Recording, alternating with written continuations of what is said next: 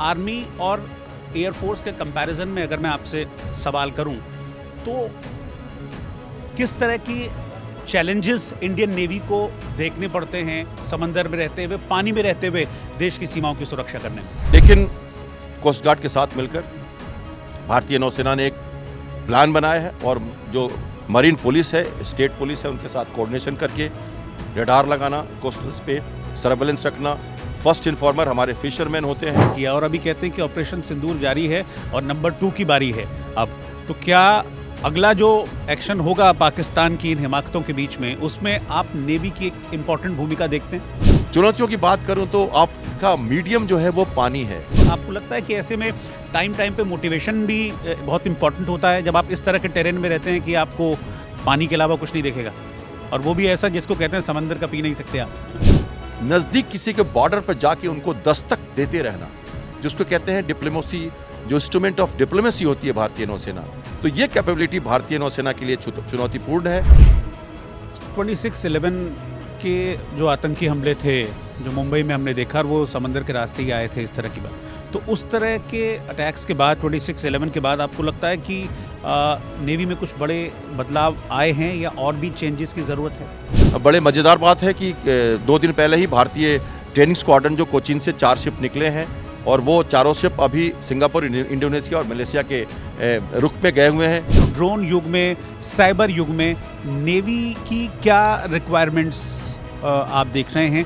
Upgradation किस तरह के हैं और किस तरह की नई टेक्नोलॉजीज़ की ज़रूरत आप मानते हैं कि इंडियन नेवी को है? आपकी मिसाइल्स जो टॉप क्लास की टेक्नोलॉजी है जो तीनों सेनाओं में, वो भारतीय नौसेना के पास है।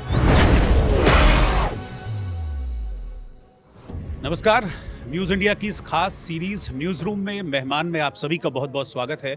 मैं हूं आपके साथ रोहित पुनेठा, और अपनी इस खास सीरीज़ के दौरान, अपने इस खास सेगमेंट के दौरान हम अलग अलग क्षेत्र के लोगों से बातचीत करते हैं, उनके अनुभव साझा हम लोग करते हैं, और अनुभव साझा करने के लिए हमारे साथ खास मेहमान लगातार जुड़ते हैं। और आज इसी कड़ी में हमारे साथ इंडियन नेवी के वेल डेकोरेटेड अफसर कैप्टन श्याम कुमार जी, जिन्होंने लंबा वक्त इंडियन नेवी में गुजारा है, भारत की सीमाओं की रक्षा की है, जिससे आप और हम चैन से सो सकते हैं। तो कैप्टन श्याम कुमार आज इस वक्त मेरे साथ हैं। सर, आपका बहुत बहुत स्वागत है हमारे न्यूज़ रूम में, और वी आर हाईली ऑनर्ड कि आप आज हमारे बीच में मौजूद हैं और हमें आपसे कन्वर्सेशन करने का मौका मिल रहा है। अब क्योंकि आपने एक बहुत लंबा वक्त गुजारा है नेवी में, और नेवी जो भारत के 3 भारतीय सेना के प्रमुख अंग हैं, थल सेना, वायुसेना और जल सेना, उनमें से एक है नेवी, तो उसका आप लंबे वक्त तक अंग रहे हैं, तो आपके अनुभवों को आज हम जानने की कोशिश करें। लेकिन सबसे पहला मेरा सवाल यही है कि देखिए, सबकी अपनी इंपॉर्टेंस होती है, चाहे वो आर्मी हो, एयरफोर्स हो, लेकिन आर्मी और एयरफोर्स के कंपैरिजन में अगर मैं आपसे सवाल करूं तो किस तरह की चैलेंजेस इंडियन नेवी को देखने पड़ते हैं समंदर में रहते हुए, पानी में रहते हुए देश की सीमाओं की सुरक्षा करने में? धन्यवाद रोहित जी। जय हिंद, सन ऑफ वरुणा। बहुत बहुत खुशी हो रही है मुझे आपके स्टूडियो में आकर आज, और अपनी जो मेरे स्मरण है, मेरी जो एक्सपीरियंस है, उसको शेयर करने के लिए। अपने आप में अगर मैं कहूँ तो भारतीय नौसेना एक तरह से, अगर आप पंडित जवाहरलाल नेहरू की बातें याद करो तो वो कहते थे ये एक संपूर्ण भारत है, एक शिप अपने आप में। और जब चैलेंजेस की बात करें तो आप एक संपूर्ण भारत अगर एक साथ एक 100 फीट की दूरी, एक छोटा सा कंपार्टमेंट है, उसमें जम्मू कश्मीर से कन्याकुमारी, गुजरात से लेकर अरुणाचल तक के लोग, विभिन्न भाषाओं के, विभिन्न खान पान के तरीकों के, विभिन्न कल्चर और बिलीफ के लोग एक साथ एक पर्पस से, जो भारत की जो स्वतंत्रता है, हमारी जो सॉवरेंटी है और मैरीटाइम जो क्षेत्र है हमारा, उस पर हमारी अखंडता को पूरी तरह से बरकरार रखना, उस पर्पस के साथ ये पूरे भारत के लोग एक साथ जब जुड़ते हैं तो ये सबसे बड़ी चुनौती होती है, एक साथ रह के एक पर्पस के साथ रहना। और ये थोड़ी सी ये हमें भारतीय सेना और भारतीय वायुसेना से अलग करती है।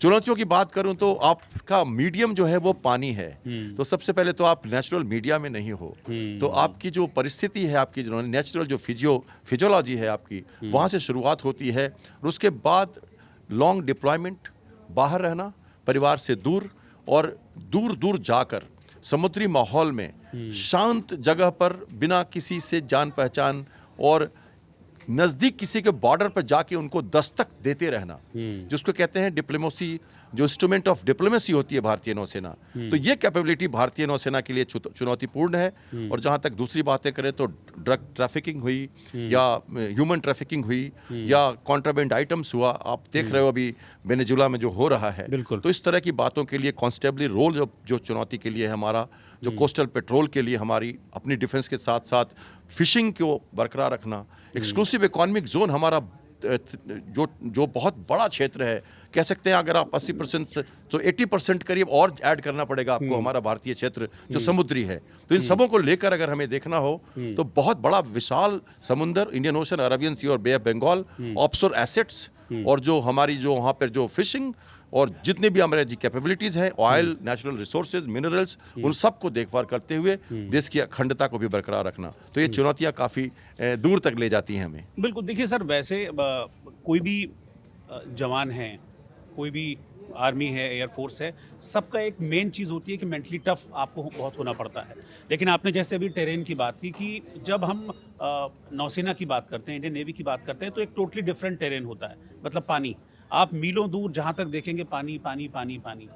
तो वो मेंटल टफनेस की जो ट्रेनिंग के दौरान की होती है वो वहाँ पर रहकर भी बनी रहे, इसके लिए किस तरह के स्पेशलाइज्ड प्रोग्राम की ज़रूरत है? और आपको लगता है कि ऐसे में टाइम पे मोटिवेशन भी बहुत इंपॉर्टेंट होता है जब आप इस तरह के टेरेन में रहते हैं कि आपको पानी के अलावा कुछ नहीं दिखेगा, और वो भी ऐसा जिसको कहते हैं समंदर का पी नहीं सकते आप? देखिए, बहुत ज़रूरी है बात समझना कि समुद्र की जो दिखता है समुद्र, जो हम किनारे से उसे देखते हैं तो हम कल्पना करते हैं कि एक विशाल शांत समुद्र होगा, असीम होगा, लेकिन जब वो अपने उछाल पे आता है तो काफ़ी मुश्किलात करता है। आपने वीडियोस देखे हैं उसके। तो इसके लिए हमें अपनी ट्रेनिंग के दौरान ही, जब हमारे कैडेट्स ट्रेन होते हैं, ऑफिसर कैडेट्स, बड़े मज़ेदार बात है कि 2 दिन पहले ही भारतीय ट्रेनिंग स्क्वाड्रन जो कोचीन से 4 शिप निकले हैं और वो चारों शिप अभी सिंगापुर, इंडोनेशिया और मलेशिया के रुख में गए हुए हैं। तो सभी कैडेट्स को एक लंबी सेलिंग के लिए 6 महीने के लिए ले जाया जाता है। जब वो एनडीए या ये नेवल एकेडमी से पास आउट होते हैं तो वो सी लेग्स कहते हैं उसको हम, क्योंकि फिजियोलॉजिकली आपकी जो सबसे ज़रूरी होती है प्रॉब्लम की, कई लोगों को सी सिकनेस होती है, वो समुद्री माहौल पे चूँकि शिप लगातार मोशन में रहता है तो वहाँ पे एक चैलेंज आती है जो मेडिकल चैलेंजेज होती है। उसके बाद आपने कहा मोरल, अवे फ्रॉम फैमिली, अकेलापन, और एक साथ बड़े छोटे से कंपार्टमेंट में बहुत थोड़ा सा पानी, थोड़ी सी सहूलियत, थोड़ा सा आराम और लगातार 24 घंटे ड्यूटी और लंबे समय तक, तो इन सबों को लेकर काफ़ी चैलेंजेज आते हैं। और उसके साथ आपको आपकी मिसाइल्स, जो टॉप क्लास की टेक्नोलॉजी है जो तीनों सेनाओं में वो भारतीय नौसेना के पास है, तो टॉप क्लास की टेक्नोलॉजी को मेंटेन करना, ऑपरेट करना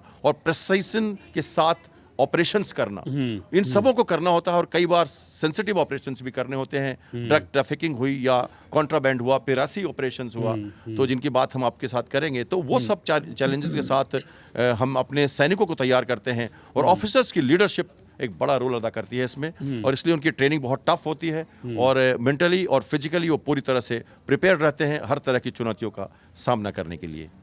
आज का जो सर ये वर्ड है, मतलब एक वॉर सिनेरियो बहुत ज़्यादा देखने को मिलता है इस वर्ड में। तो जब आप इनटू द बैटलफील्ड होते हैं तो आपको लगातार खुद को अपग्रेड करते रहने की ज़रूरत पड़ती है। तो आज समंदर में जैसे चीन का बहुत ज़्यादा दखल है, अमेरिका का बहुत ज़्यादा दखल है, तो इस युग में आप किस तरीके से मानते हैं कि मतलब किस तरीके के अपग्रेडेशन की ज़रूरत इंडियन नेवी को है? भारतीय नौसेना के पास कई चैलेंजेज हैं। अगर हम नेवल ऑपरेशंस की बात करें, मैरीटाइम ऑपरेशंस की बात करें, मैंने आपको कॉन्स्टेबलरी रोल और ह्यूमन जो डिसास्टर मैनेजमेंट रोल है, ये सारी बातें हम पीस टाइम में करते हैं। जो वॉर टाइम की बात करें तो पीएलए नेवी के साथ हमारा एक टकराव संभव है और पाकिस्तान को हम दूसरी तरफ देखते हैं। तो मैं मानूं कि पाकिस्तान को मैं देखता हूं तो उसको मैं एक कोस्टल नेवी के रूप में देखता हूं फिलहाल, और उन्हें हम मकरान और सिंध कोस्ट पर ही निपटा चुके हैं ऑपरेशन सिंदूर में, तो ज़्यादा कहने की ज़रूरत नहीं है। जहाँ तक पीएलए नेवी की बात है तो पीएलए नेवी लगातार एक्सपेंशन कर रही है और Indian Ocean, Bay of Bengal में अपनी लगातार प्रेजेंस दिखाने की कोशिश कर रही है। 2 दिन पहले ही हमारी K4 मिसाइल के परीक्षण को टालना पड़ा क्योंकि उनका स्पाई शिप उस तरफ घूम रहा था। तो हमें उनकी चिंता रहती है। जिबूती में उन्होंने एक बड़ा बेस बना लिया है। उनके चौथे एयरक्राफ्ट कैरियर की ऑपरेशनलाइजेशन होने वाली है। पनडुब्बियों 70 से ज़्यादा के साथ वो लगातार इंडियन ओशन में अपना वर्चस्व कायम करना चाहते हैं। फिर भी हमें लगता है कि चाइना ने अभी किसी तरह की कोई एक वॉर सिनेरियो में उन्होंने अपने आप को प्रूफ नहीं किया है, और न तो उनके पास एक्सटेंडेड रोल में ऑपरेट इंडियन ओशन में आके ऑपरेट करने का दमखम है। तो जितनी परिस्थिति अभी है और जिस हिसाब से हम एक्सपेंशन के साथ अपनी नेवी को आगे बढ़ा रहे हैं, उस हिसाब से हम उनको अपने हिसाब से इस एरिया में मात दे सकते हैं। और उनकी ये हिम्मत अभी नहीं है कि इंडियन ओशन में आके वो सस्टेन्ड ऑपरेशन करके हमारे अगेंस्ट सर उठा सके। तो हम वहाँ सुरक्षित हैं। और इसके साथ साथ भारत की जो ग्लोबल साउथ की पॉलिसी है, मल्टीलैटरल पॉलिसीज है, जो दूसरे देशों के साथ हमारा कोऑपरेशन है, और रीजनल रोल में भारत का जो बड़े भाई का जो रोल है, और नेवी के साथ जो हमारी कोऑपरेशन है, आयोन्स होने वाला है, IFR होने वाला है फरवरी में। आप जानते हैं बहुत बड़ा नेवी का एक बहुत बड़ा, सबसे बड़ा आज तक का सम्मेलन होने वाला है विशाखापट्टनम में, जिसके लिए राष्ट्रपति जाएंगे और 70 से ज़्यादा देश के लोग वहाँ होंगे, देश की नौसेनाएं होंगी। तो वो इसलिए हम करते हैं क्योंकि चाइना जैसे लोगों को हम जरूरत पड़ने पर सबक सिखा सकें। सर, हमने अभी एयर स्ट्राइक भी देखी है, हमने सर्जिकल स्ट्राइक भी देखी है, यानी कि थल सेना और वायुसेना का रोल तो अगेंस्ट पाकिस्तान हमने देख लिया। ये मैं सवाल इसलिए कर रहा हूँ क्योंकि अभी आपने ऑपरेशन सिंदूर का जिक्र किया, और अभी कहते हैं कि ऑपरेशन सिंदूर जारी है और नंबर 2 की बारी है अब। तो क्या अगला जो एक्शन होगा पाकिस्तान की इन हिमाकतों के बीच में, उसमें आप नेवी की एक इम्पॉर्टेंट भूमिका देखते हैं? हमारे रक्षा मंत्री की माने तो अभी तो हमने अपने आस्तीनें भी नहीं मोड़ी थी। हम तो ट्रिगर टाइट पे थे, हमें तो आदेश नहीं था। 40 सेकंड की दूरी पर कराची से 50 से ज्यादा ब्रह्मोस, और वो बड़े वाले ब्रह्मोस, 40 सेकंड में इसलिए कर रहा हूं कि उनकी स्पीड जो है, और 40 से ज्यादा ब्रह्मोस 40 सेकंड की दूरी पर, मतलब यहां से अगर हम फायर करेंगे तो 40 सेकंड में वहां। बिल्कुल। तो 20-25 किलोमीटर की दूरी पर हम इंटरनेशनल वाटर में हमारी पूरी वॉरशिप्स एयरक्राफ्ट कैरियर के साथ लगी हुई थी, और मकरान और सिंध कोस्ट को हमने पूरी तरह से मैप कर रखा था। सारे टारगेट्स डिफाइंड थे।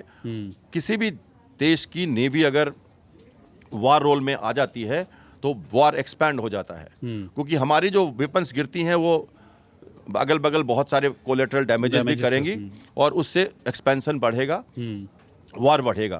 भारत अपनी एक निश्चित नीति के तहत ऑपरेशन सिंदूर कर रहा था। मकसद पूरा होने के साथ साथ हमें विड्रॉ करना था। हमने सही समय पे एक्शन लिया। नेवी अगर आती तो ये बहुत ज़्यादा एक्सटेंड हो जाता। दूसरी बात है, नेवी हमेशा इंटरनेशनल वाटर से ऑपरेट करती है। 18 किलोमीटर तक आपका अपना देश होता है, उसके बाद कोई भी देश का कोई भी शिप वहाँ के दस्तक दे सकता है। तो मैंने आपको कहा ये बहुत अलग रोल है नेवी का, जो हमेशा आप दूसरे कंट्री के माहौल में रहते हो, उनके वाटर्स में रहते हो, तो इसलिए आप हमेशा सतर्क रहते हो, और इंटरनेशनल रूल्स ऑफ एंगेजमेंट को हमेशा वारशिप कैप्टन को समझना पड़ता है। तो हम उस हिसाब से हमने रिस्ट्रेन रखा, लेकिन हमारी पॉलिटिकल विल रेडी है अगली बार के लिए। ऑपरेशन सिंदूर 2 हुआ तो पाकिस्तान की ज्योग्राफी का मुश्किलात हो जाएगी, उसकी ज्योग्राफी को बचाना। और आप जानते हैं हमारी जो कैपेबिलिटी है, हमारी जो न्यूक्लियर सबमरीन्स की कैपेबिलिटी है, वो बहुत ही डिवास्टेटिंग है और काफ़ी सरप्राइजिंग रहेगी। पाकिस्तान इसको समझता है, और उन्होंने इसी कारण एक बड़ा डिटरेंस हमने दिया सीज फायर के लिए, और हमारे कारण से उन्होंने सीज फायर किया, ये सब जानते हैं। और हम ये भी जानते हैं कि 1971 में जब हमने ब्लॉकेट किया था कराची का और वेस्ट बंगाल का, बे ऑफ बंगाल में, तभी वो 93,000 फौजें सरेंडर कर पाई, वरना वो नेवी के बिना उस तरफ से निकल जाती। तो ये सारे डेटरेंस के रोल हैं जो नेवी डिस्टेंटली करती है, डायरेक्टली इन्वॉल्व ना हो। हम तलवार के सामने आके फाइट नहीं करते, और दूर से लंबी दूरी से मार करते हैं। 26/11 के जो आतंकी हमले थे जो मुंबई में हमने देखा, और वो समंदर के रास्ते ही आए थे, इस तरह की बात। तो उस तरह के अटैक्स के बाद 26/11 के बाद आपको लगता है कि नेवी में कुछ बड़े बदलाव आए हैं, या और भी चेंजेस की ज़रूरत है? जैसा मैंने बताया आपको, 7,500 किलोमीटर का कोस्ट लाइन हमारा, 2.98 स्क्वायर मिलियन किलोमीटर्स का हमारा एक्सक्लूसिव इकोनॉमिक जोन, बहुत बड़ा समुद्र है हमारे पास, बहुत बड़ी कोस्ट लाइन है। अगर 15,000 किलोमीटर हमारी लैंड है, अगर बॉर्डर है, तो 7,500 हमारी, उसके साथ हमारा पोर्ट ब्लेयर, पूरा अंडमान निकोबार आइलैंड, पूरा लक्षद्वीप आइलैंड, इन सब की सुरक्षा के लिए फुल प्रूफ कोई फेंसिंग करके बॉर्डर बनाना मुश्किल है। लेकिन कोस्ट गार्ड के साथ मिलकर भारतीय नौसेना ने एक प्लान बनाया है और जो मरीन पुलिस है, स्टेट पुलिस है, उनके साथ कोऑर्डिनेशन करके रडार लगाना, कोस्टल्स पे सर्वेलेंस रखना, फर्स्ट इन्फॉर्मर हमारे फिशरमैन होते हैं उनको इंटीग्रेट करना, हमारे युवा जो हमारी एनसीसी, एनएसएस और हमारे जो दूसरे लोग हैं उनको भी सतर्क रखना, सिटीजनरी को सतर्क करना। और एक तरह से आप बात करें तो कोस्टल पेट्रोलिंग बढ़ा दी गई है। हम ऑटोनोमस बिना मैन किए हुए ड्रोन्स जैसे या शिप के भी हम नए ऐसे शिप्स बना रहे हैं, छोटे छोटे बोट्स बना रहे हैं जिसमें कोई क्रू नहीं होगा, और उसकी भी हम बॉम्बे से लेके गोवा तक की हम सॉर्टी कर चुके हैं। वो अपने आप फायर भी कर सकता है, अपने आप रडार को चला सकता है और कोई क्रू भी नहीं होगा। तो ऑटोनोमस अनमैन्ड व्हीकल्स हम बना रहे हैं जो शिप में भी चल सकें। और बहुत मुश्किलें आती हैं कोस्टल डिफेंस में, लेकिन अब आप देख रहे हो 26/11 के बाद से ऐसी कोई बड़ी घटना नहीं हुई है भारत में, और हम चाहते भी नहीं है कि ऐसी कोई घटना हो। हम तैयार हैं और कम्युनिकेशन, सर्वेलेंस और command control, integration with coast guard and merchant shipping, local people, इनके साथ हमने एक अच्छा बंदोबस्त कर लिया है जो एक तरह से हमें एक सुदृढ़ और अच्छी एक सिक्योरिटी देता है कोस्टल डिफेंस पे। क्योंकि बहुत सारे जैसे अभी अमेरिका की हमने बात की, चाइना की हमने बात की, वो लोग लगातार इन्वेस्ट कर रहे हैं अपनी नेवल जो ताकत है उसको बढ़ाने में। और अभी साइबर युग भी है, आज के टाइम में ड्रोन युग है, ड्रोन से लड़ाइयाँ हो रही हैं, ड्रोन से अटैक्स हो रहे हैं। अभी रशिया में हमने देखा जो यूक्रेन ने अटैक किया, रशिया यूक्रेन की वॉर में ड्रोन्स का बहुत ज़्यादा इस्तेमाल हो रहा है। तो ड्रोन युग में, साइबर युग में नेवी की क्या रिक्वायरमेंट्स आप देख रहे हैं, अपग्रेडेशन किस तरह के हैं, और किस तरह की नई टेक्नोलॉजीज़ की ज़रूरत आप मानते हैं कि बहुत ही माकूल प्रश्न है आपका। और हमारे दर्शक ये जानना चाहेंगे नेवी की एक्सपेंशन प्लान। तो देखिए 120-125 शिप्स के साथ अभी हम भारत की सरफेस नेवी काम कर रही है। 300 से ज़्यादा हमारे पास एयरक्राफ्ट्स हैं, हेलीकॉप्टर्स हैं, मैरीटाइम सर्वेलेंस के एयरक्राफ्ट हैं, हमारे पास फाइटर एयरक्राफ्ट है, MiG-29K हुआ, P-8I सर्वेलेंस एयरक्राफ्ट है, और सीकिंग हमारे हेलीकॉप्टर्स, MH-60 रोमियो हेलीकॉप्टर। मैं खुद नेवल एविएशन से बिलोंग करता हूँ, पायलट रह चुका हूँ, और 100 से ज़्यादा पायलट तैयार किए। एयरक्राफ्ट कैरियर हमने 2 बना लिए हैं, आपको पता है, विक्रांत और विक्रमादित्य, और हम तीसरे एयरक्राफ्ट कैरियर के लिए भी कोशिश कर रहे हैं बनाने के लिए। और ये सब इंडिजनाइज्ड हो रही है। अब आपको ये भी बता दूं कि नेवी जो डिज़ाइन ब्यूरो है उसने 100 शिप्स, इस बार उनकी 100वीं शिप्स बनाई गई है जो नेवल डिज़ाइन ब्यूरो ने बनाई है। और आईएनएस तमाल जो रशिया से कमीशन हुआ डिस्ट्रॉयर, वो हमारा लास्ट वॉरशिप था जिसको हमने बाहर से खरीदा। आज के दिन में एक और भी अच्छी सूचना है कि हम अब आत्मनिर्भर हो चुके शिप्स बनाने में, और अब हम सारे के सारे शिप्स, या मैजगॉन डॉक में हो या गार्डन रीच जो कोलकाता में है, या गोवा में अभी देखा अपने कोस्ट गार्ड शिप कमीशन किया है डिफेंस मिनिस्टर ने 2 दिन पहले। सबमरीन की बात करें तो करीब 18 से 20 सबमरीन हमारे पास ऑलरेडी हैं। 3 से ज़्यादा हमारी सब सरफेस बैलिस्टिक न्यूक्लियर मिसाइल के साथ कैपेबल सबमरीन्स हैं जो महीनों समुद्र के अंदर रह के सेकंड स्ट्राइक कैपेबिलिटी में, जो न्यूक्लियर ट्राइडेंट कहते हैं, जिसको आर्मी, नेवी, एयरफोर्स तीनों के साथ, विश्व के 6 ऐसे कंट्री हैं जिनके पास ये क्षमता है, जिसमें भारत आता है। तो आप नाम सुन रहे हो आईएनएस अरिधमन का, और अरिसूदन भी चौथा जो न्यूक्लियर सबमरीन है वो भी आने वाला है। हम सरफेस शिप्स में भी बढ़ोतरी कर रहे हैं। ये भी बहुत खुशी होगी जानकर आपको कि हर तीसरे वीक हम एक नया शिप कमीशन करने जा रहे हैं। 150 से ज़्यादा शिप्स की गारंटी 2030 तक हम करीब करने वाले हैं, और 2047 तक हम पूरी तरह से इस क्षेत्र में आत्मनिर्भर होने वाले हैं। तो शिप बिल्डिंग, पोर्ट्स, और इसके साथ जो एम्प्लॉयबिलिटी के साथ देश का जब विकास, बजटिंग, फंडिंग, नौसेना को एक नया बल दे रहा है। पॉलिटिकल विल हमारे साथ है, और अनुसंधान के लिए, DRDO के लिए, और वेपनरीज जो हमारी साथ साथ बन रही है, लगातार हम मिसाइल फायर किए जा रहे हैं। तो ये सब मिलकर, और आप कह सकते हो MSME का योगदान, आप कह सकते हो जो हमारी जो प्राइवेट सेक्टर्स है इसमें जिनको इन्वॉल्व किया जा रहा है लगातार। ड्रोन्स की बात करो तो दृष्टि ड्रोन जो बनाया जा रहा है वो प्राइवेट सेक्टर ने दिया है। ड्रोन्स को हमारी ज़रूरत है, सबमरीन्स की ज़रूरत है हमें लगातार, और हमारे एयरक्राफ्ट कैरियर की ज़रूरत है। इसके लिए हम लगातार कोशिश कर रहे हैं, और बैलेंसिंग करना पड़ता है आर्मी, नेवी, एयरफोर्स के साथ फंडिंग के लिए। सबको मालूम है एक्सपेंशन प्लान में नेवी काफ़ी आगे जा रही है, और इसकी ज़रूरत इसलिए है कि जो हमारी नज़र है अब दूर तक जा रही है, और नेवी को इंस्ट्रूमेंट ऑफ डिप्लोमेसी के रूप में देखते हुए हमें इसकी ज़रूरत पड़ रही है, जिसको देश पूरा बल दे रहा है। अभी आपने पॉलिटिकल विल का जिक्र किया, ये कितना इम्पोर्टेंट होती है पॉलिटिकल विल किसी देश की सरकार का अपनी सेनाओं पर भरोसा और सेना का अपनी सरकार पर भरोसा, और क्या गुजरते वक्त के साथ ये भरोसा मजबूत हुआ है? बिल्कुल रोहित जी, इसमें कोई शक नहीं है कि भारतीय नौसेना, वायुसेना और सेना जो है अपनी बातें पूरी तरह से पकड़ के साथ करती हैं। हमने ऑपरेशन सिंदूर में वो दमखम दिखाया। जहाँ तक देश का विश्वास है, जब हमें इसकी ज़रूरत है, जब भी हमें सेना को किसी चीज़ की ज़रूरत पड़ती है, तो उसके लिए एक्सपेंशन प्लान के तहत नीतिगत ढंग से काम किया जाता है और तीनों सेनाओं को फंडिंग की जाती है। आप देख रहे हो जीडीपी का जो परसेंटेज है लगातार बढ़ रहा है, फंडिंग लगातार बढ़ रही है। Education sector, health sector, infrastructure sector को बैलेंस करते हुए भारत की पॉलिटिकल विल सेना को पूरी तरह से आगे बढ़ा रही है और छूट भी दे रखा है ऑपरेशन के लिए, एक तरह से काम करने के लिए। पिछले 10 सालों से कहो तो काफ़ी चेंजेस आए हैं, खासकर अनुसंधान में, डीआरडीओ की नीतियों में और इंडिजनाइजेशन में।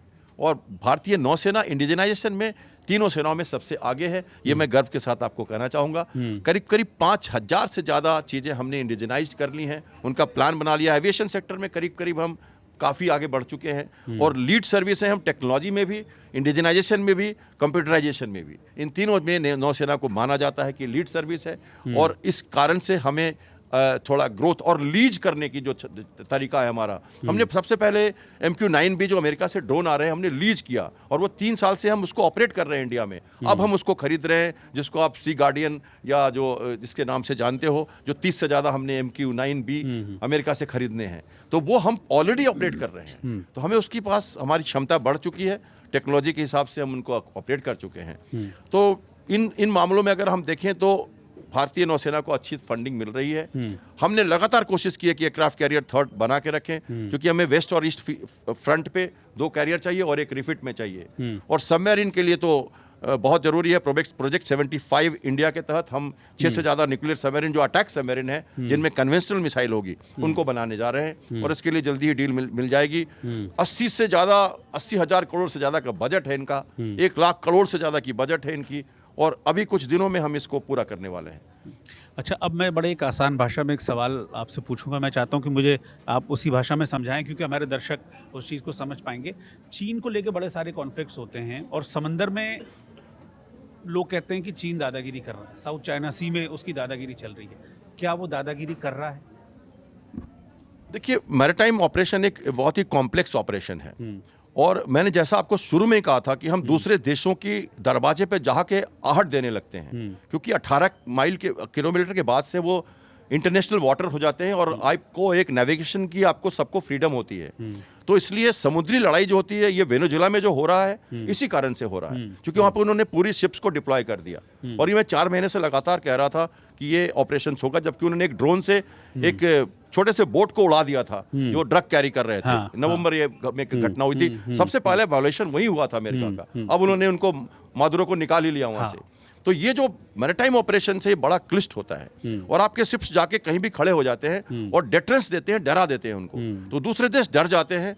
तो चाइना ये कर रहा है और ताइवान को लेना चाहता तो बहुत पहले ले लेता, लेकिन शायद उसको पता है वहां पे साउथ चाइना सी में जापान है, साउथ कोरिया है, अमेरिका का एक कैरियर फ्लीट हमेशा लगातार रहता है। और अब तो भारत के शिप्स 3-4 शिप्स उस एरिया में हैं। सिंगापुर ने हमें परमिशन दिया है कि अब हम सिंगापुर में मलाक्का स्टेट में उनके साथ पहली बार हम कोऑर्डिनेटेड पेट्रोल कर सके। इंडोनेशिया ने हमें अपनी जगह दी है। हम फिलीपींस में और वियतनाम में जाके अपनी बातें कह रहे हैं, हम वहाँ मिसाइल्स दे रहे हैं और साउथ चाइना सी में लगातार अपनी पकड़ बना रहे हैं। तो आज की नौसेना भारतीय क्षेत्रों में सीमित नहीं है। अरबियन सी से लेके Bab el Mandeb, Horn of Africa, Madagascar, African पूरा कोस्ट और पूरा साउथ ईस्ट एशिया और पैसिफिक, ऑस्ट्रेलिया तक हमारी पकड़ है। तो एक बहुत बड़ा माहौल है। इसके लिए हमें बहुत सारे रिसोर्सेज चाहिए और चाइना की दादागिरी सीमित रहेगी उसी क्षेत्र में। वो चाहता है ताइवान को हड़पना, पर निकट भविष्य में ऐसी कोई संभावना नहीं है। हर तीसरे चौथे महीने एक बड़ा एक्सरसाइज करता है, वो टकराता है, स्कर्मिशेज होती है आपस में और छोटे छोटे देशों को डराता है उनको काटने के लिए, उनको पकड़ में रखने के लिए। हमने नेकलेस ऑफ डायमंड पॉलिसी बनाई है, जो चाइना के स्ट्रिंग ऑफ पल्स जो हमें घेरने की नीति है उसका एक काउंटर मेजर है। हम ग्रीस गए, हम साइप्रस गए, हम मंगोलिया तक चले गए। हमने नॉर्थ में, हम आर्कटिक में जा रहे हैं, हम उन देशों के पास जा रहे हैं जहां हम पहले कहीं नहीं गए थे। तो हमारे प्रधानमंत्री वो सब कर रहे हैं जो ज़रूरी है हमारे लिए। और नौसेना इन जगहों पे आज के दिन में आपको बताऊं मैं तो ट्रेनिंग स्क्वाड्रन के 4 शिप्स चले गए साउथ एशिया में। कल वो 1-2 महीने वहाँ रहेंगे। 70 से ज़्यादा देश यहाँ आएंगे फरवरी में, और 8 से ज़्यादा शिप्स हमारे आज के दिनों में दूसरे देशों के पास घूम रहे हैं, वहाँ पर देख रहे हैं, वहाँ पर अपनी एक्सरसाइजेस कर रहे हैं। कोऑर्डिनेटेड हो या पीसफुल हो या इंस्ट्रूमेंट ऑफ डिप्लोमेसी कहें या एक क्रेडिबल मैरीटाइम डिटरेंस कहें। अच्छा, मैं सर अभी जो करंट की कुछ घटनाएं हैं उस पर मैं आपसे बात करना चाहूँगा। अमेरिका को लेकर पहले मैं बात कर रहा हूँ कि अमेरिका ने लास्ट ईयर हमने देखा कि ईरान के साथ एक वॉर फ्रंट अमेरिका ने खोला था, जो अभी भी वॉर फ्रंट खुला हुआ है। अभी वेनेजुएला में घुस के मादुरो को उठा लाते हैं। अब डेनमार्क को धमकी दे रहे हैं कि ग्रीनलैंड हमको दे दो, हालांकि डेनमार्क ने भी उस पर किया। ये बेसिकली ट्रंप करना क्या चाह रहे हैं? ट्रंप लंबा ट्रम्पेट बजाते हैं, और लंबा ट्रम्पेट जब वे बजाते हैं तो सुबह जब उठते हैं कुछ नया करते हैं, शाम को कुछ नया करते हैं। एक बात माननी पड़ेगी कि वो अपनी सुपर पावर स्टेटस को बरकरार करने की कोशिश कर रहे हैं, पहली बात तो। इसलिए उन्होंने जो भी किया ईरान में, जो उनके न्यूक्लियर इंस्टॉलेशंस पे उन्होंने जो मारा, जो अटैक किया वो, और उन्होंने कहा उसके अगले दिन कि ये एक बेहतरीन मिलिट्री ऑपरेशन था जो कोई दूसरा देश नहीं कर सकता। तो वहाँ से उनकी शुरुआत होती है उनकी ऑफेंसिव पोस्चरिंग की, जो हम क्लियरली देखते हैं। हालांकि वो ट्रेड्समैन है, बिजनेस पर्सन है, कभी कुछ कहते हैं, लेकिन कहीं पे निगाहें कहीं पे निशाना। मैं लगातार कई चैनलों से इस बात को कहता रहा हूँ, और ये हमेशा समझता हूँ कि वो कहते तो कुछ और हैं, करते कुछ और हैं, और उनके पीछे पूरी तरह की नीति है, पूरी तरह की पकड़ है, पूरी तरह के लोग हैं। ऐसा कुछ नहीं है कि वो एडहॉक काम करते हैं। वेनेजुएला में जाकर और स्पेशल ऑपरेशन करने के बाद प्रेसिडेंट को इवैक्यूएट करना और उन पर कानूनी कार्रवाई करना यूनाइटेड नेशन चार्टर के किसी भी कानून को के अंदर नहीं आता। हॉट परस्यूट की बात करें तो हॉट परस्यूट में भी ये नहीं समझ में आता कि कोई किस तरह से ये वॉयलेशन कर सकता है। हमने किया हॉट परस्यूट, हमने पाकिस्तान के साथ 3 बार हॉट परस्यूट किया है, लेकिन ये जो किया उन्होंने ये कुछ डिफरेंट ही लग रहा है। अब वो कोलंबिया को धमका रहे हैं, लैटिन अमेरिकी में ऐसी बात नहीं है। हाइटी में हो, चिली में हो, निकारागुआ में हो, लैटिन अमेरिकी कंट्रीज को तो लगातार ध्वस्त करते रहे हैं। इन प्रेसिडेंट की बात नहीं कर रहा, मैं पहले से कर रहा हूं। तो वो डेनमार्क में भी ग्रीन, अब वो दूसरा फ्रंट है। यूरोपियन कंट्रीज को प्रॉब्लम होने वाली है डेनमार्क के ग्रीनलैंड के साथ। वो तो एक रिवर भी बना रहे थे गाजा पट्टी में, वहां भी चाहते थे कि एक रिवेरा बना दें। वो तो गाजा पट्टी भी लेने के चक्कर में थे। तो ये कई जगह अपनी रिजॉर्ट बनाने के चक्कर में रहते हैं। इनके दामाद, इनके सन पाकिस्तान में क्या कर रहे हैं सब जानते हैं। तो कई तरह की बातें हैं इनके साथ। यस, दादागिरी है। वो कहते हैं हम सुपर पावर हैं, हम राज करेंगे, और जो गलत होगा वो उसको हम ठीक करेंगे, और ठीक करने के बाद हम शासन वापस लाएंगे।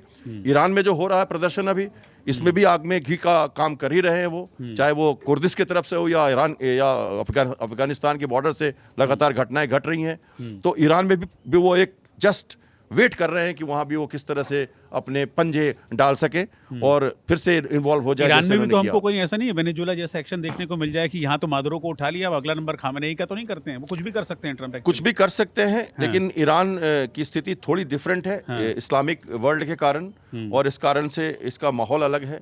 और चेंजिंग सिचुएशन के हिसाब से अभी इजराइल के साथ जो उनका अटैक हुआ उसके बाद से रिस्ट्रेन किया गया है। तो लॉन्ग टर्म गेन में वो ये कर सकते हैं। लेकिन हाँ, ये बात जरूर उन्होंने बता दी है खामेनेई को कि मैं ये कर सकता हूं मादुरो के साथ, तो आप भी सावधान रहो। तो ट्रम्पेट अपना काम कर रहा है, और जैसे उनको करना चाहिए वो इसी तरह से करते हैं। अच्छा, एक है रशिया वर्सेस यूक्रेन। 2022 में शुरू हुआ रशिया वर्सेस यूक्रेन, और चौथे साल में अब एंटर कर गया। फरवरी में 4 साल पूरे हो जाएंगे। इसका कुछ अंत आपको दिख रहा है? कई बार पीस मीटिंग्स भी हुई, कोशिश किया गया कि हाँ, अभी रिसेंट भी एक हुआ था, लेकिन उसके बाद भी अभी तक मतलब कुछ ऐसा एंड दिख नहीं रहा है कि हाँ, this will come to an end. Rohit ji, संक्षेप में कहूँ तो ये लड़ाई जो है, ये जब शुरू हुई थी तो मैंने किस अंदाज से कहा था ये मालूम नहीं। फरवरी 2022 की बात है। तो मैंने कहा था कि लड़ाई बहुत लंबी चलेगी, 6 महीने 7 महीने 3-4 साल की बात मत करो। एक ही लैंग्वेज कहता हूं मैं, आग हो ना हो, चिंगारी जलती रहनी चाहिए। तो रशिया क्या कर रहा है? रशिया ने आग लगा के चिंगारी जलाई हुई है। उससे अगर वो 4 रीजन आप डॉनबास दे दो, जापोरिजिया दे दो, उसको छोड़ दो, तो वो मान जाए। उसने पहले ही क्रीमिया को ले रखा है। और मैं बताऊं तो ये जमीनी लड़ाई कभी नहीं थी। उसे एक रीजन चाहिए था किसी कारण से, वो ले चुका है। उसे ज्योग्राफिकल डेप्थ यूक्रेन का कभी नहीं चाहिए, उसे यूक्रेन कभी नहीं चाहिए। ये ज़मीर की लड़ाई है, ज़मीन की लड़ाई नहीं है। तो उसको जो चाहिए था वो ले लिया उन्होंने, और ये एक डेटरेंस देना वेस्टर्न वर्ल्ड को, नाटो को, कि आप अपनी, ये मेरा छोटा भाई है, मैं निपटूंगा इससे, आप दूसरे टोले के लोग हो, इस टोले में आके हल्ला हंगामा मत करो, हमारी कल्चरल, हमारी सभ्यता पे आहट है, इसलिए तुम दूर रहो। ये है इसका लड़ाई का मकसद। तो इसमें वो जब तक वो अचीव नहीं करेंगे, लड़ाई चलती रहेगी, चाहे वो नाटो हो चाहे अमेरिका हो, कोई रोक नहीं पाएगा। क्योंकि देख रहे हैं आप, इतनी लंबी लड़ाई जब खिंच चुकी, रशिया जिस दिन चाहे उस दिन खत्म कर सकता है यूक्रेन को, और वो करता ही नहीं है। वो सिर्फ ये दिखाना चाहता है कि मैं वही था जो हूं, छोटा मत समझो, सुपर पावर अब हो गया अपनी जगह पर, मेरी जो एक्सिस्टेंस थी इस एरिया में वो रहेगी। तो इस कारण से लड़ाई चलती रहेगी। अच्छा, अब ट्रम्प की बात पे मैं एक सवाल और कर रहा था कि मतलब ट्रम्प, जो आपने कहा ना, ट्रम्पेट बजाते हैं, अपना सुपर पावर वाला स्टेटस दिखाते हैं, तो क्या वही वो सुपर पावर वाला अपना स्टेटस वो बार बार इंडिया को भी दिखाने की कोशिश कर रहे हैं? एक वक्त था जब प्रधानमंत्री मोदी गए थे तो my friend Modi, howdy Modi करके एक लंबा चौड़ा कार्यक्रम उन्होंने वहाँ पर कर दिया था।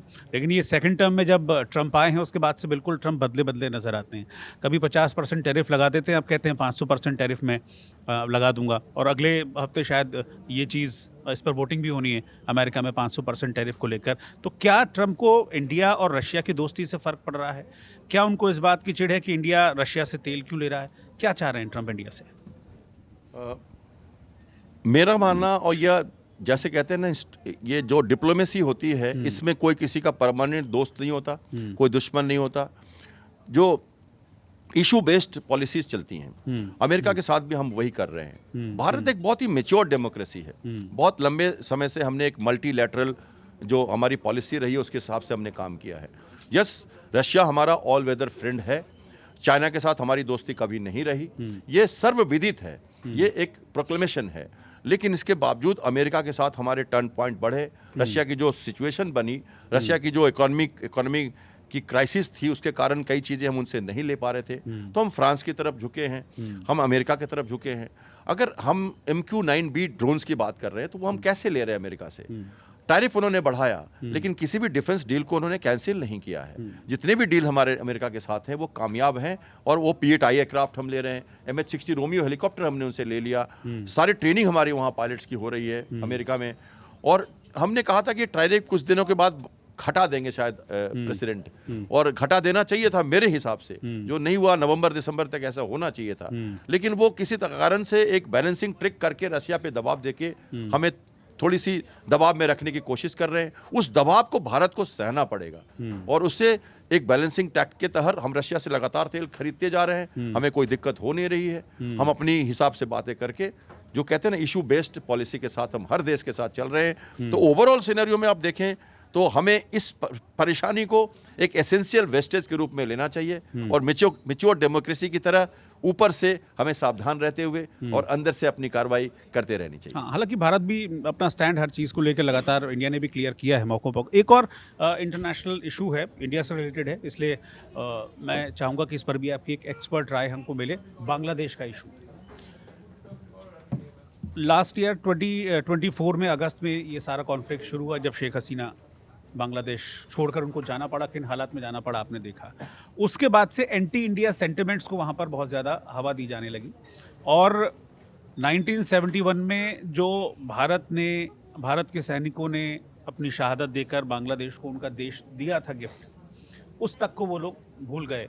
उन सारी चीज़ों को अपने चैप्टर से हटा दिया, मतलब वो सारी चीज़ें भूल गए, एक एहसान भारत ने उस दौरान किया था, और अब पाकिस्तान की तरफ वो धीरे धीरे पाकिस्तान की तरफ मोल्ड होते जा रहे हैं, और एंटी इंडिया चीज़ें वहाँ पर बहुत ज़्यादा हो रही हैं। वहाँ पर रहने वाले जो हिंदू हैं उन पर अटैक्स किए जा रहे हैं, उनको मारा जा रहा है। ये भी नहीं सोच रहा है कि भाई they are Bangladeshi citizens, but Hindu हैं तो मार दो। इस समस्या का कोई हल है? और इस चीज़ को लेकर मैंने कई लोगों से बातचीत की है, सबके अपने अपने वर्जन होते हैं।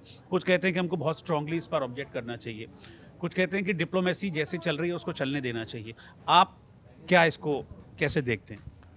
संवेदनशील प्रश्न है आपका रोहित जी, और हम सब देख रहे हैं हमारे नियरेस्ट बॉर्डर पे जो हो रहा है। बांग्लादेश को हमने बनाया, बिल्कुल, और मेरा मानना है कि हमने बनाया तो हम इसे पाल भी सकते हैं, तो हम पालेंगे उसको। और ये टेम्पररी फेज है।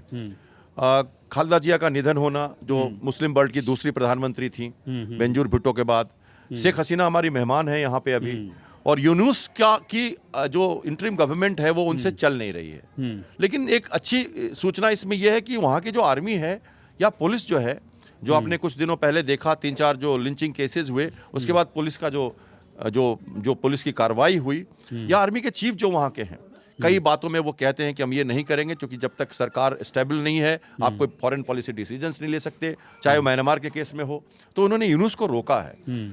और आपको मालूम है शेख हसीना को यहाँ लाने में भी आर्मी चीफ का रोल था, सेफ इवैक्यूएशन में भी रोल था। बिल्कुल। तो कहीं ना कहीं जो थियोक्रेटिक गवर्नमेंट के अगेंस्ट थियोक्रेटिक लोग जो हैं, जो पाकिस्तान के इशारे पे, आईएसआई के इशारे पे जो उछलते रहते हैं, उनको कुछ न दिनों के बाद चुप होना ही पड़ेगा। क्योंकि अभी आज के दिन में वैसे 22% हिंदूज थे वहाँ पे, आज के दिन में 7% बच गए हैं। बुद्धिज्म वहाँ पे खत्म हो चुका करीब करीब। माइनॉरिटीज की प्रॉब्लम तो है, लेकिन इस देश को टेक्सटाइल हो, इंडस्ट्रीज हो, शिपिंग हो, इनमें काफी प्रोग्रेस कर रहा था ये देश, और अच्छी तरह से एक सुखद राह पे चल पड़ा था। और एक डेवलपिंग कंट्री के रूप में बांग्लादेश को हम साउथ ईस्ट एशिया में एक स्टेबल नेबर के रूप में हम देखना चाहते हैं। तो उसके लिए हमें सब कुछ करना होगा। और अगेन मैंने कहा, यहाँ फिर हमें पेशेंस, मैच्योर डेमोक्रेसी का रोल और डिस्टेंट ऑपरेशन से अपना काम करते हुए हमें, चाहे वो JF-17 की डील पाकिस्तान करे या ढाका से बांग्लादेश के ढाका से कराची और इस्लामाबाद के लिए फ्लाइट शुरू करे, या इस ISI का एक पूरा ब्रिगेड वहाँ घुसा दे, या फंडिंग करे, या इस्लामियत को थोड़ा बढ़ावा दे, इन सब को हम देख रहे हैं। हमारी पैनी नज़र है बॉर्डर पे भी। हाँ, 71 में आप जानते हैं 10 लाख जब रिफ्यूजी हमारे आए थे, हमने उनको कहा था हमें दिक्कतें हो रही हैं, जब वो दिक्कतें होंगी तो हम आगे बढ़ेंगे, तब वो ऑपरेशंस की जरूरत पड़ेगी। उसके लिए भारतीय सेनाएं हमेशा सतर्क है, बॉर्डर सिक्योरिटी फोर्स सतर्क है, DG की मीटिंग हुई है, लगातार हम सर्वेलेंस में हैं, और हम बांग्लादेश को नज़दीक से देख रहे हैं। फिर से कहूँ, हमने बनाया है इसे, तो हम पालेंगे। ठीक है, चलिए बैक टू नेवी। हम जैसे जैसे आगे बढ़ रहे हैं, बहुत सारी चीज़ों की ज़रूरत होती है। आने वाले 10-20 सालों की अगर मैं बात करूं, जिस तरीके से चीज़ें बदल रही हैं, इन 10-20-30 सालों में किस तरह की अपग्रेडेशंस और किस तरह की चैलेंजेस आप इंडियन नेवी के सामने देख रहे हैं? देखिए, सबसे बड़ी चैलेंज ये आ रही है कि अब नौसेना को पहले भी देखा जाता था इंस्ट्रूमेंट ऑफ डिप्लोमेसी के तहत, तो भारतीय नौसेना को सिर्फ एक वॉर प्लेटफॉर्म के रूप में नहीं देखा जाता है। ये इसलिए है कि आप रैपिडली डिप्लॉयड हो ओशन में, और आप दूसरे देशों को प्रभावित कर सकते हो बहुत जल्दी। रैपिड डिप्लॉयमेंट की बात जब करें तो हम एयरफोर्स के जहाज़ की बात करते हैं, जैसे IL-76 हो, गजराज हो। श्रीलंका की बात करूं तो मैं जब वॉरशिप कैप्टन था 2003 में, हमने एक फ्लड रिलीफ ऑपरेशन किया गॉल में, जहां मैं करीब 12 दिन तक था। पहला शिप भारत का था जो वहां इंटर कर पाया। और आपको ये भी जानकर खुशी होगी कि इंडियन इंटीग्रेटेड डिफेंस स्टाफ जो हमारा बना है, उसका पहला ऑपरेशन था ऑपरेशन डेनिम, जो मैंने किया है। हिस्टोरिकली ये डेब्यू है उसका। तो वहां पे मैं करीब 11 दिन रहा श्रीलंका में, और हमने वो रोल किया। अभी फिर पिछले साल जब फ्लड आया, अभी कुछ दिनों पहले जब फ्लड आया था, तो वो उसमें भी हमने जाके कोलंबो में काफ़ी सहायता की। चाहे वो इंडोनेशिया में हो, चाहे सुनामी हो, चाहे वो इस रीजन में आप बात करते हो समुद्र सेतु की, इवैक्यूएशन करने की दूसरे देशों से, हमें निकालना पड़ता है वहाँ से लोगों को। तो सबसे पहले हमारे नेवल शिप्स वहाँ जाते हैं, क्योंकि आप वहाँ पहुँच सकते हैं और सेफ इवैक्यूएशन कर सकते हैं। एयरक्राफ्ट लैंडिंग पॉसिबल नहीं है, सेना का रोल डायरेक्ट नहीं बनता। हाँ, हमने जाके ये साइप्रस के पास जाके हमने उनको हेल्प किया। कि सेनाएं हमारे जाते रहती हैं। टर्की को हमने अर्थक्वेक में हेल्प किया, हालांकि उन्होंने हमें उसके लिए हमें तोहफा नहीं दिया जो देना चाहिए उन्हें। लेकिन हम जो रोल है भारतीय नौसेना का, ऑपरेशनल रोल, नेवल रोल, और साथ साथ international humanitarian disaster relief operations जो है, वो बहुत बड़ा रोल है। और वो एक चैलेंज है जो हमें लगातार करना है। हम फर्स्ट रिस्पॉन्डर हैं। हमने IOC IFR बनाया है, IOC IFR, और हमने इंडियन ओशनिक शिप सागर में 40 देशों को हिंद महासागर में सेल कराया। गुड़गांव में हमारा एक सेंटर है जिसमें 40 से ज़्यादा नेवी के शिप्स के लोग रिप्रेजेंटेटिव रहते हैं और पूरे वर्ल्ड को मॉनिटर करते हैं। और इंडिया उसका लीड कंट्री है। जो एक IOC IFR जो है एक बड़ा एक नया विभाग है भारतीय नौसेना का। मौसम हो, मर्चेंट शिपिंग को सेफ कस्टडी देनी हो, पिरासी के अगेंस्ट में आपने कार्रवाई आपने देखा है सोमालिया कोस्ट पे या अफ्रीकन कोस्ट पे, ये चैलेंजेस है हमारे लिए। इसके लिए शिप्स चाहिए, एसेट्स चाहिए, कोस्ट गार्ड की लोग चाहिए, हेल्प चाहिए हमारे को। सी फेयरर्स को, मर्चेंट शिपिंग को एक विश्वास दिलाना है कि भारतीय नौसेना आपके लिए अवेलेबल है। हमने, आपको पता है, अफ्रीकन कोस्ट पे जाके मरीन कमांडोज को ड्रॉप करके हमने शिप्स को इवैक्यूएट कराया था पिछले साल, जो एक बहुत बड़ा ऑपरेशन था। पिछले साल हमने करीब 20 से ज़्यादा ऑपरेशंस किए, जो यमन में जब लड़ाई चल रही थी रेड सी में, इजराइल के लड़ाई के दौरान, उस टाइम हमने बहुत सारे काम किए। तो दूसरे देशों को मदद करना, उनको एक विश्वास में रखना, first responder, net security provider के रूप में पूरे इस एरिया में हम अपना रोल विश्व को देना चाहते हैं। ग्लोबल साउथ के लीडर हैं हम, और इतनी बड़ी नौसेना, हम 5वें 6ठे नंबर पर आते हैं तीनों सेनाओं में, और विश्व के संतुलन के हिसाब से देखें तो हमारे पास कैपेबिलिटी है, और उस कैपेबिलिटी के साथ हम वेयर विदॉल कहते हैं जिसको, उसके साथ हम आगे बढ़ते हैं। हाथी के दांत खाने के और दिखाने के और ऐसा नहीं है। जो हमारे पास है वो सबको दिखता है और हम उसको यूज़ करते हैं, और लोग मानते हैं और हमें एक्सेप्ट करते हैं, क्योंकि वो विश्वास हम देते हैं। थोड़ा सा पर्सनल जा रहा हूँ मैं। आपने एक लंबा वक्त डिफेंस करियर में अपने बिताया है, तो बहुत सारे ऐसे पल रहे होंगे, बहुत सारे ऐसे मोमेंट्स रहे होंगे, उनमें से कुछ एक ऐसे इंसिडेंट जिनका जिक्र आप आज यहाँ हमारे दर्शकों के बीच करना चाहेंगे। देखिए, मैंने 36 साल की नौकरी की इंडियन नेवी में कमीशन ऑफिसर के रूप में, और ट्रेनिंग से लेके पहले मैं सरफेस शिप में रहा, उसके बाद मैंने एयरफोर्स एकेडमी ज्वाइन किया। एयरफोर्स एकेडमी से मैंने पायलट की ट्रेनिंग ली। बाद में फिर से मैं एयरफोर्स में गया, इंस्ट्रक्टर बना। 100 से ज़्यादा मैंने army, navy, air force, coast guard के पायलट्स बनाए। एयरक्राफ्ट कैरियर विक्रांत, विराट, पुराने दोनों और नए, और विक्रमादित्य की बात करें तो रशिया से लाने में मैं इसका प्रोजेक्ट डायरेक्टर था, एयरक्राफ्ट कैरियर प्रोजेक्ट का। इसको वहाँ से लाने तक, ऑपरेशनलाइज करने तक मैं जुड़ा रहा, और वारशिप्स के साथ मैंने काम किया। मैंने 2 से ज़्यादा वारशिप्स कमांड किए। हेलीकॉप्टर ट्रेनिंग स्कूल जो है इंडियन नेवी का, उसे भी कमांड किया मैंने।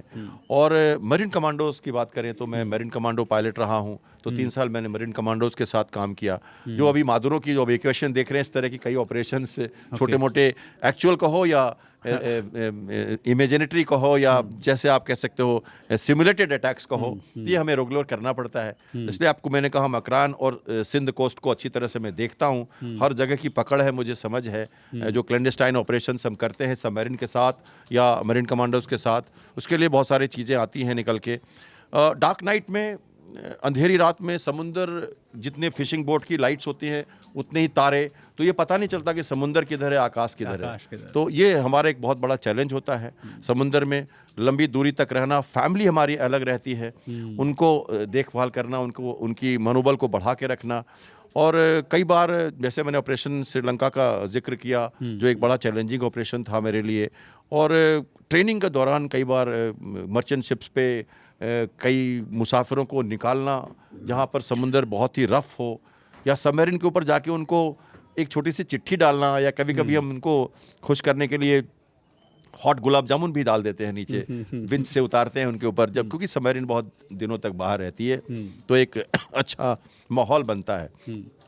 तो वर्टिकल रिप्लेसमेंट करना, या सर्च एंड रेस्क्यू करना, या जो किसी मर्चेंट शिप को सहायता करना, मेडिकल इवैक्यूएशन करना उनसे, या शिप्स को फ्यूल देना, या उनकी आग लग जाए या कुछ ऐसी घटना हो तो उनको सहायता करना, ये सारी चीज़ें चैलेंजिंग होती हैं, जो लगातार हर नेवल ऑफिसर करता है। मैंने भी अपना रोल निभाया। एक बात मैं कहना चाहूँगा जी, 1971 में हमने 3 मिसाइल बोट से अटैक किया था कराची पे। उसी क्लास का एक शिप है INS चटक, जिसको मैंने कमांड किया, और उसी मिसाइल को मैंने अपने हाथ से फायर किया। तो वो एक बड़ी घटना है मेरे लिए, जो मैं हमेशा अपने दिल के पास रखता हूँ। ठीक है, एक आखिरी सवाल सर, एक आखिरी सवाल एक आपसे मैं, बीइंग एन अफसर एक लंबे वक्त आप रहे, तो आप हमारे जो युवा हैं देश के, उनके लिए क्या मैसेज आप देना चाहेंगे? भारतीय नौसेना, वायुसेना और सेना एक बहुत ही ऑर्गेनाइज्ड, मोटिवेटेड और वेल ट्रेंड और फर्स्ट लाइन ऑफ डिफेंस है भारत का, और लोग, भारत के लोग इसे बड़ी शान शौकत के साथ देखते हैं। एक बहुत ही नीट एंड क्लीन, एडवेंचरस और एक अच्छे इंसान को जिस तरह से जीना चाहिए वो सारी सुविधाएं भारतीय सेनाएं प्रदान करती हैं। तो आप सब, कई देशों में एसेंशियल मिलिट्री सर्विस है, भारत में वो नहीं है। एनसीसी के रूप में हम थोड़ा योगदान उसका देते हैं। तो कंस्क्रिप्शन जो है वो एसेंशियल सर्विस तो नहीं है, लेकिन मैं एनसीसी में भी रहा हूँ, एनसीसी सर्टिफिकेट होल्डर हूँ। मैंने ये जो हमारा कर्तव्य पथ है उस पर मैंने मार्चिंग भी की है, राष्ट्रपति प्रधानमंत्री सबसे मिला, ज्ञानी जैल सिंह, मिस्टर मुरारजी देसाई उन दिनों होते थे।